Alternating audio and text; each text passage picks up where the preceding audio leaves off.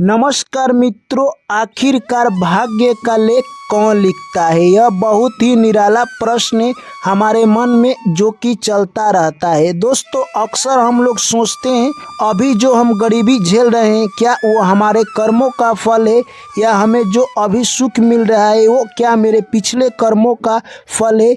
आखिर हम गरीब घर में पैदा क्यों हुए हैं? आखिर कोई व्यक्ति अमीर घर में पैदा क्यों होता है? इससे यही डिसाइड होता है कि क्या मनुष्य के पिछले जन्म में जो कर्म किया है उसका भी फल मिलता है क्या। तमाम तरह की प्रश्न हैं दोस्तों जो मन को उलझा देती है। इन सारे प्रश्नों का उत्तर इस कहानी के माध्यम से दोस्तों आपको मिलने वाला है। बस आप लोगों से यही हाथ जोड़कर गुजारिश है, कहानी को पूरा सुनना और अच्छा लगे तो वीडियो को लाइक और चैनल को सब्सक्राइब जरूर करना। चलिए दोस्तों, कहानी को शुरू करते हैं। एक छोटा सा राज्य था, उसमें एक राजा रहा करते थे। राजा काफ़ी प्रसन्न थे, लेकिन वो अपने राज दरबार में कुछ लोगों को देखते जो कि मेहनत नहीं करते हैं परंतु वो काफ़ी सुखी है, और ऐसे ही कुछ लोग थे जो कि काफ़ी मेहनत करते हैं परंतु वो गरीब थे। यह सब देखकर राजा के मन में कई तरह के विचार आ रहे थे। राजा ने अपने राज दरबार में यह घोषणा किया कि हमारे मन में ऐसे प्रश्न चल रहे हैं, सभी विद्वानों को बुलाया जाए और उन प्रश्नों का उत्तर ढूंढने का प्रयास किया जाए। परंतु दोस्तों, उन प्रश्नों का उत्तर कभी भी अच्छी तरह से नहीं मिल पाता था। राजा असंतुष्ट रहते थे क्योंकि उनके प्रश्नों का उत्तर आज तक नहीं मिला। वो राजा सोचते थे कि इन प्रश्नों का उत्तर कब मिलेगा। तभी एक मंत्री आकर कहता है कि हे महाराज, आपके प्रश्नों का उत्तर एक जगह पर मिल सकती है। हमारे गांव के पूर्व दिशा में एक महात्मा जी आए हैं जो कि सभी के प्रश्नों को उत्तर अच्छी तरह से बताते हैं। क्या पता आपके प्रश्नों का उत्तर उनके पास मौजूद हो। तभी राजा ने निर्णय लिया कि हम लोग कल चलेंगे। सुबह होते ही राजा प्रस्थान करते हैं उस महात्मा के पास और जाकर कहते हैं कि हे महात्मा, मेरे मन में कुछ प्रश्न चल रहे हैं, क्या आप उन प्रश्नों का उत्तर दे सकते हैं? तभी महात्मा कहते हैं कि बताओ तुम्हारे मन में क्या प्रश्न चल रहे हैं।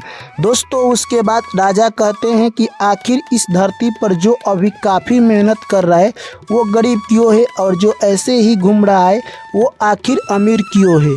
तभी महात्मा कहते हैं कि इसका उत्तर बहुत आसान है, परंतु तुझे मैं समझाने के लिए एक छोटा सा कहानी सुनाता हूँ। इस कहानी को तुम पूरा सुनना। उसके बाद महात्मा कहते हैं, एक बार की बात है, एक जंगल में शेर और चूहा की दोस्ती हो जाती है। शेर को अपने ताकत पर काफ़ी घमंड था, परंतु चूहा नॉर्मल था। वो सोचता था कि मैं छोटा सा प्राणी हूँ, अपने पास तो कोई खास बुद्धि है नहीं, जो भी है वो हमारे लिए सर्वश्रेष्ठ है। परंतु चूहा को घमंड नहीं था। दोस्तों, इसके अलावा शेर को काफ़ी घमंड था। एक दिन की बात है, दोनों आपस में बात ही कर रहे थे। तभी वहाँ पर एक शिकारी आता है और शेर पर तीर चला देता है। दोस्तों, शेर और चूहा दोनों वहाँ से भागने लगते हैं। तभी शेर जाल में फंस जाता है क्योंकि शिकारी ने पहले से ही जाल बिछा रखा था। उसके बाद महात्मा आगे कहते हैं कि शेर को अपने बुद्धि और ताकत पर काफ़ी घमंड था, वो तो जाल में फंस जाता है, परंतु चूहा वहाँ से एक बिल में घुस जाता है और वो अपनी जान बचा लेता है।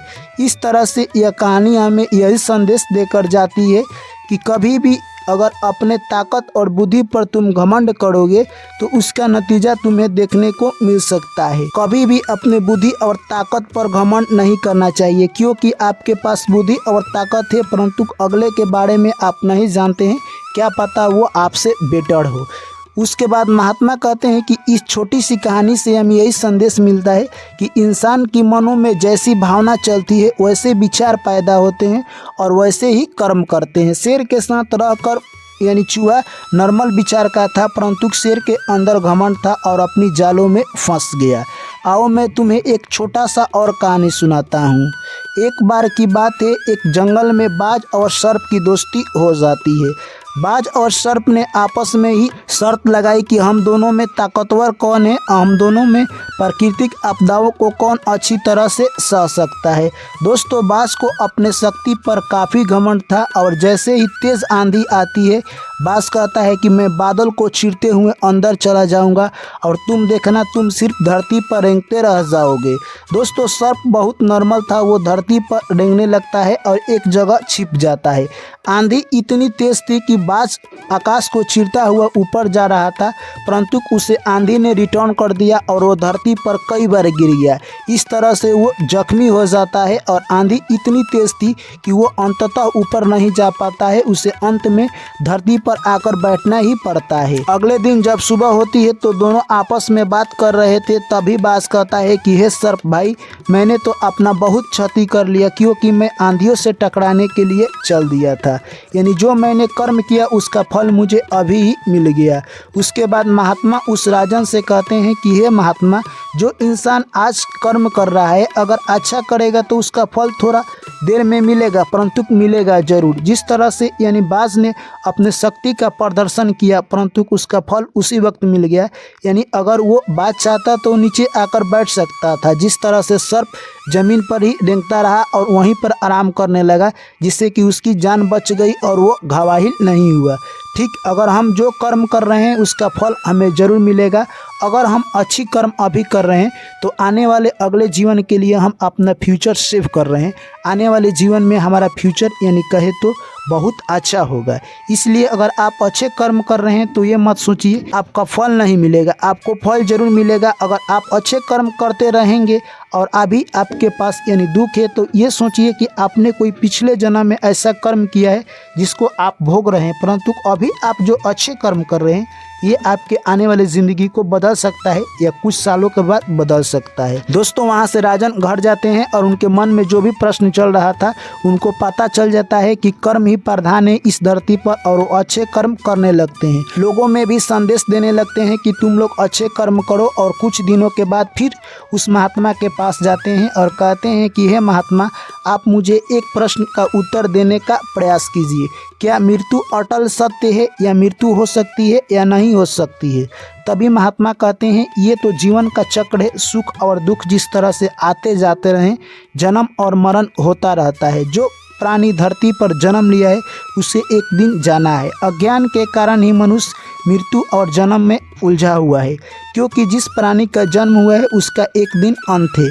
जिस भी वस्तु का निर्माण होता है उसका एक दिन ध्वस्त यानी कहे तो उसका विनिर्माण भी होता है। इसलिए हमें अज्ञान के कारण मृत्यु पर लोग अफसोस करते हैं, क्योंकि जो यहाँ आया है उसे एक दिन जाना होगा, चाहे रंक हो या राजा। दोस्तों इन प्रश्नों का उत्तर सुनकर राजा को मन बहुत खुश हुआ और राजा समझ गए कि मृत्यु का मेन कारण क्या है, और अपने राज दरबार में जाकर लोगों को यह संदेश देने लगे कि मृत्यु कोई श्राप नहीं है, मृत्यु हमारी यानी चेतना है। अगर हम सोच लेते हैं तो मृत्यु हमारे लिए अच्छी बात है, क्योंकि जो भी प्राणी इस धरती पर आया है उसे एक दिन जाना होगा। क्योंकि जन्म और मृत्यु एक चक्र है जो कि चलता रहता है, जिससे कि सृष्टि में कंट्रोल बना रहता है, नहीं तो सृष्टि का विनाश हो सकता है। दोस्तों राजा अब अपनी ज़िंदगी में मगन था। तभी एक दिन फिर राजा सोचता है कि महात्मा से चलकर क्यों ना भेंट किया जाए, क्योंकि राजा जब भी महात्मा के पास जाता उनके सारे प्रश्नों का उत्तर मिल जाता। इस बार महात्मा ने देखा कि राजा के चेहरे पर काफ़ी मुस्कुराहट है। तभी महात्मा समझ जाते हैं कि राजा को ज़िंदगी जीने का मज़ा आ गया है और राजा ने असली ज़िंदगी में सुख और दुख क्या है समझ लिया है। इस तरह से महात्मा कहते हैं कि हे राजन, तूने अपने ज़िंदगी पर कंट्रोल कर लिया है और तुम अपने ज़िंदगी को बेहतर तरीके से जी सकते हो, और जाकर अपने राज्य में सभी लोगों से बताओ कि ज़िंदगी में कर्म ही प्रधान है। अगर अच्छे कर्म करते हैं तो उसका फल भी अच्छा होगा। दोस्तों राजा अपने राज दरबार में जाता है और सभी लोगों को यही संदेश पहुंचा देता है। इस तरह से उसके राज दरबार में सभी लोग अच्छे कर्म करते हैं और कुछ दिनों के बाद सबका भाग बदल जाता है। तो दोस्तों कर्म का फल आपके भाग्य पर डिपेंड करता है। इस कहानी से हमें सीखने को यही मिलता है। चलिए दोस्तों, आपको कहानी कैसी लगी कमेंट करके हमें ज़रूर बताएं। आप कहां से कहानी सुन रहे हैं वो भी लिखकर बताएं। वीडियो अच्छी लगी तो लाइक करें, दोस्तों के साथ शेयर करें, और चैनल पर पहली बार आए हैं तो चैनल को सब्सक्राइब करें। जय हिंद, जय भारत।